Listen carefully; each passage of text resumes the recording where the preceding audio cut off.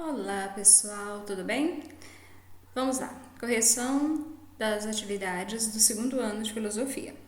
Dia 28/5/2020, professora Iris.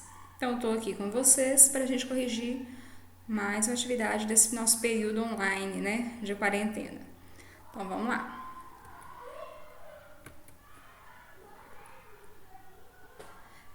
Quem foi David Hume? Então, vamos entender aqui, né, quem foi esse personagem me auxiliar aqui hoje, né? Quem foi David Hume? Olha só.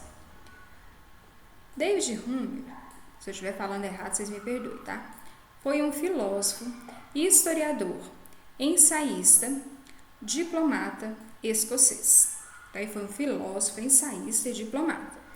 Tornou-se conhecido por seu radical sistema filosófico baseado no empirismo, no ceticismo e no naturalismo, ok?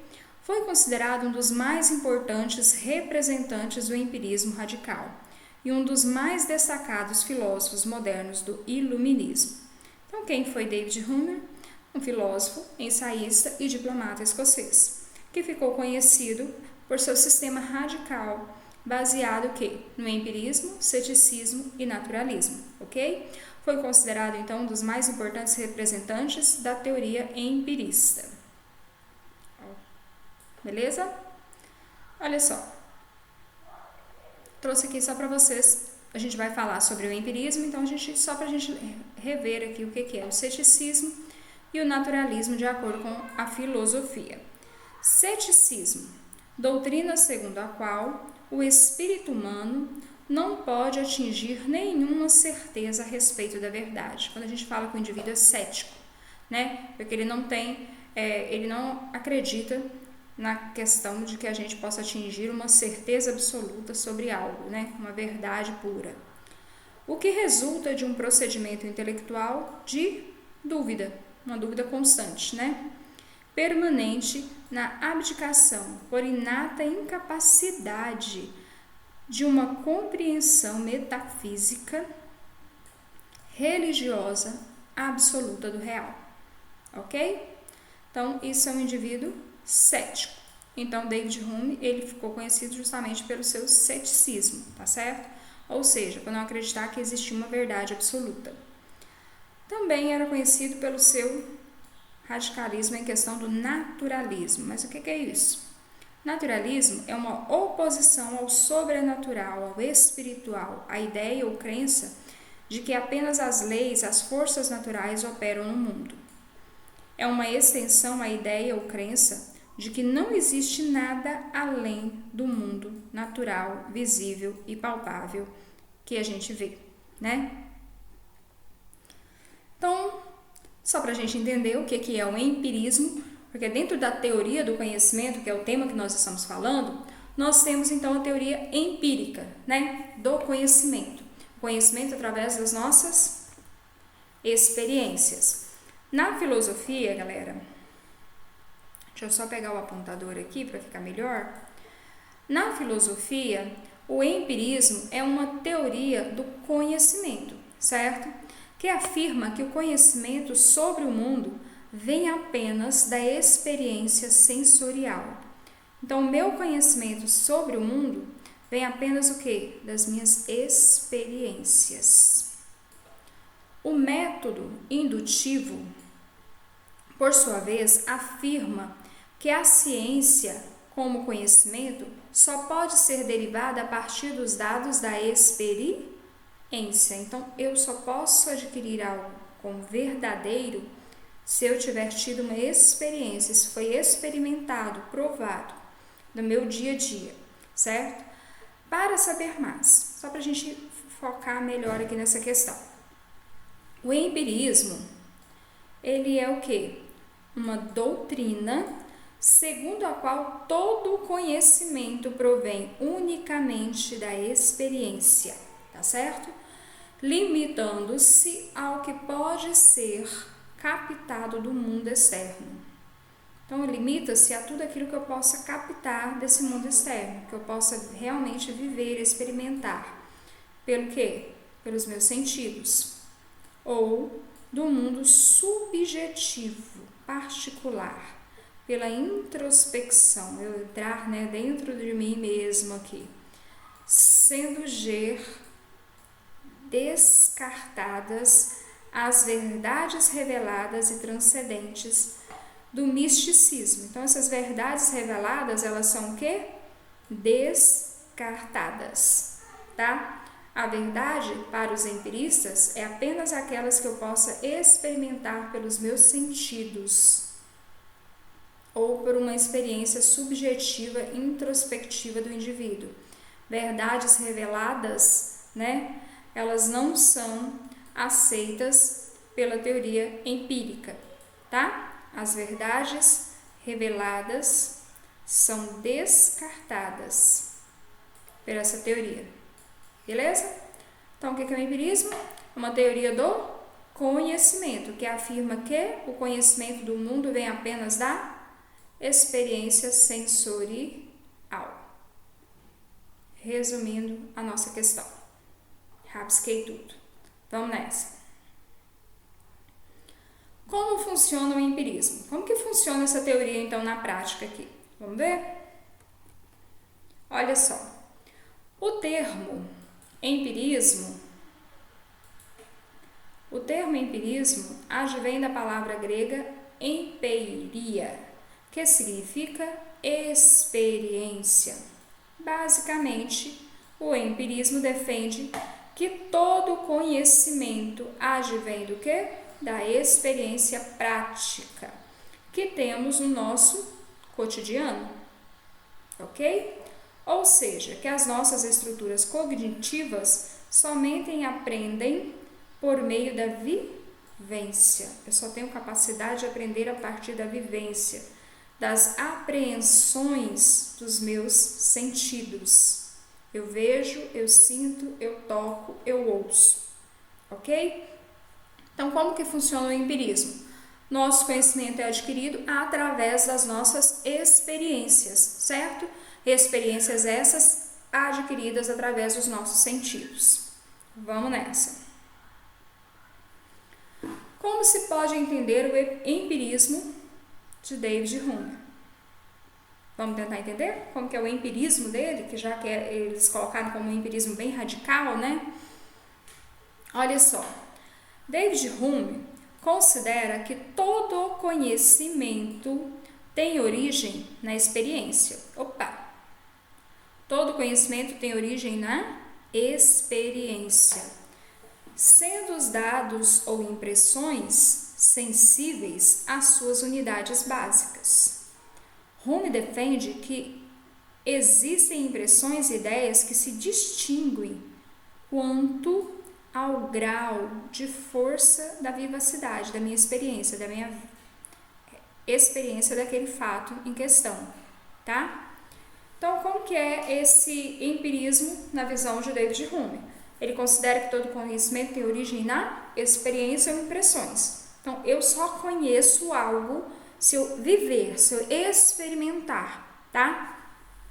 Que são sensíveis às suas unidades básicas, distingue quanto ao grau de força da minha vivacidade, da minha experiência com relação àquilo, vai fazer com que eu tenha mais conhecimento ou menos conhecimento a partir de algo, né? De uma experiência que eu vivo. Qual era a linha de pensamento de David Hume? O que é a linha de pensamento dele, né? No que ele se baseia para fazer as suas teorias, os seus postulados? Olha só, David Hume considera que todo conhecimento tem origem na experiência, que a gente já viu, né? Está bem enfático nas nossas mentes, sendo os dados ou impressões sensíveis às suas unidades básicas. Hume defende que existem impressões e ideias que se distinguem quanto ao grau de força. Então, algo bem enfático aqui é essa questão da experiência que eu tive. Por exemplo, eu sofri lá na minha infância um acidente, cortei e aquilo ficou aquela marca, né? E aquilo teve um significado muito forte, uma lembrança muito forte do que aconteceu. Por quê? Porque ficou aquela marca, né? Ficou aquela impressão daquela que eu fiquei sempre me lembrando dela. Então, aquela experiência, né, distingue das demais justamente para aquela impressão forte que ela deixou, certo? No indivíduo. Então, as experiências, conforme elas são vividas, né, conforme o grau que ela tem, então ela tem uma impressão maior, ela deixa uma marca maior, uma experiência maior diante daquele fato. Beleza? Qual era a teoria do conhecimento de David Homer? A teoria do conhecimento desse filósofo é baseada em sua interpretação das operações da mente, né? Então, eu tenho a minha experiência e a minha mente vai captar essas experiências e transformá-las em conhecimento. Ele propõe que todo o conteúdo da mente, tá? O que Locke já tinha proposto, seja considerado como percepção. Então, olha, todo o conteúdo da minha mente, ele é considerado como uma percepção do mundo. Tudo que eu tenho aqui, ó, na minha mente, é considerado a percepção que eu tenho do mundo, a visão que eu tenho do mundo, como o mundo é apresentado para o indivíduo, ok? O que são ideias e impressões para David Hume? Então, no caso, nosso filósofo estudado, né? O que são as ideias e impressões para David Hume? Todas as nossas ideias, olha que interessante, são cópias apagadas de nossas impressões. São cópias apagadas das nossas impressões. A gente veio reprisando, né, revivendo essas experiências. Elas são as percepções mais fracas, enquanto que as impressões são as nossas percepções mais fortes. Então, olha só, as ideias, né, são as percepções mais fracas e apagadas. Eu tenho ideia daquilo, mas as minhas impressões, elas ficaram mais fortes. São marcas mais fortes que nós temos. Dois argumentos utilizados por Hume sustentam essa relação unívoca e inevitável entre as impressões e ideias. Eita, minha caneta tá uma bagunça hoje. Deixa eu pegar a borrachinha aqui para apagar essa bagunça. Aí. Olha só, vamos continuar aqui então. Vamos, filho. Negócio que é obedecer. Para entender melhor, as impressões são as percepções originadas que se apresentam com maior força e vivacidade. Exemplo disso, as sensações, as paixões, as emoções, enquanto as ideias são as imagens enfraquecidas que a memória produz a partir das impressões. Então, eu tive uma grande paixão lá na minha juventude, né? Então, ela deixou o quê? Uma impressão. Se for apenas um acontecimento sem uma impressão muito forte, ela vai tornar apenas uma ideia de algo que aconteceu lá na minha juventude. Mas se foi algo forte, né, que teve uma vivacidade muito intensa, ele será então uma impressão, será uma memória mais intensa, né, no indivíduo. Tá certo? É bem interessante, né? 8. Qual a relação entre a causa e o efeito na filosofia rumeniana? Qual a relação entre a causa e o efeito? Eu tenho uma causa e eu tenho um efeito a partir dela. Qual que é a relação na visão de Rúmel? Pode-se afirmar que a relação entre causa e efeito se baseia na experiência, fazendo assim com que a mente humana gere uma impressão de haver uma conexão necessária entre ambos. Entre ambos o quê? Entre a causa e o efeito. Essa ideia é o que faz com que a causa e o efeito estabeleçam o quê? Uma ligação entre si. Então, eu tenho um motivo que me fez realizar algo, a causa, e eu vou ter um efeito. Então, existe uma relação entre esses dois, certo? Uma ligação entre eles. Então, existe o quê? Uma relação entre a causa e o efeito, que é baseado o quê? Nas experiências. O que é causalidade? É uma causalidade. Aconteceu por acaso. Será que é isso? A causalidade, para Home, não só é uma modalidade de operação da mente, uma relação natural pela qual duas ideias, uma introduzindo a outra, se associam na imaginação, mas constitui ainda uma relação filosófica, uma qualidade que torna passíveis de comparação os objetos implicados. Olha que coisa complicada, né? Então, olha só, a causalidade para Rumi não só é uma modalidade de operação da mente, então é uma coisa que é produzida através da sua mente, uma relação natural que a gente estabelece através das nossas ideias introduzidas, né? Então, uma vai gerar a outra, associado o quê? A nossa imaginação, constituindo uma relação filosófica, né? Na visão dele, uma qualidade que torna possível, então, a comparação, os objetos, com os objetos implicados. Então, eu vou comparar dois fatos, né? Fato A e o fato B. Ok? Por que o princípio ou a ideia da causalidade é tão importante para a ciência? O princípio da causalidade é importante para a ciência, pois está associado à ideia de que eventos, assim como são produzidos, produzem outros eventos, né? Tem uma teoria que fala que, por exemplo, teve um prego no pneu do ônibus.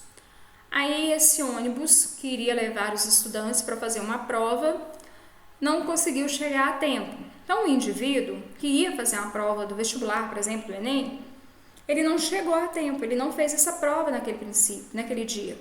Então, ele deixou de conhecer pessoas que ele conheceria, conviveria com elas, deixou de realizar muitos eventos na sua vida por causa daquela perda.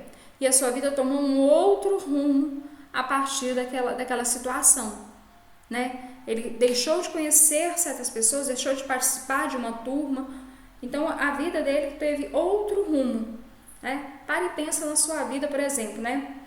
De repente aconteceu algo aí na vida dos seus pais, por exemplo, né? E eles deixaram de casar com uma pessoa, casou com um cônjuge que é atual. Então, assim, se ele fosse analisar nessa outra vida que ele teria, né?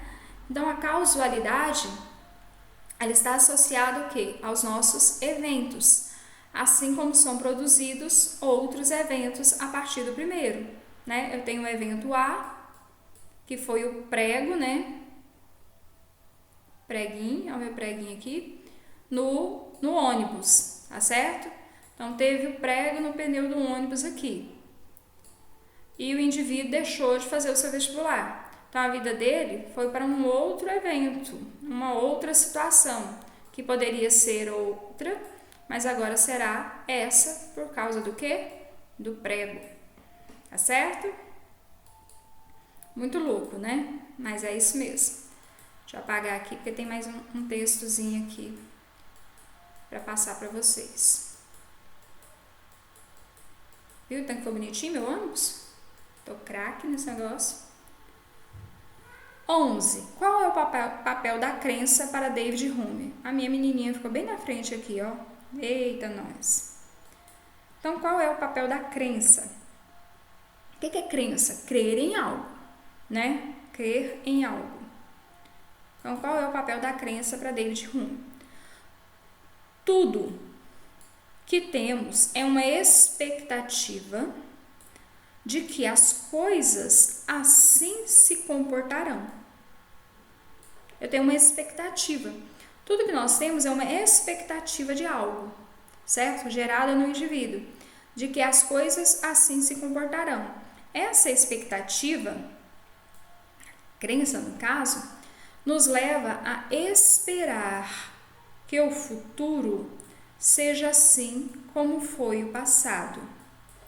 E onde se baseia nosso conhecimento acerca de questões de fato é o que Hume denominou de sentido da crença. Olha só.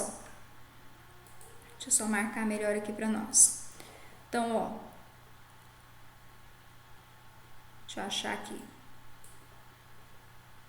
Baseia o nosso conhecimento acerca das questões e dos fatos.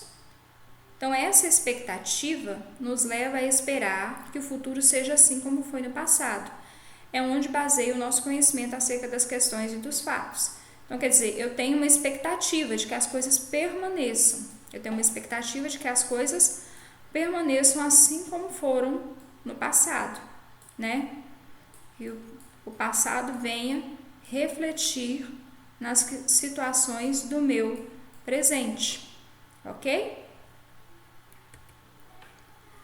Obrigada pela atenção, foi show ter a sua participação aqui. Corrijam as atividades, façam tudo direitinho. Estamos chegando ao fim desse semestre bem diferente, né? Uma situação bem adversa, mas estamos juntos aí, fazendo o possível para que o ensino de vocês permaneça sem grandes abalos. Beijão, tchau, tchau.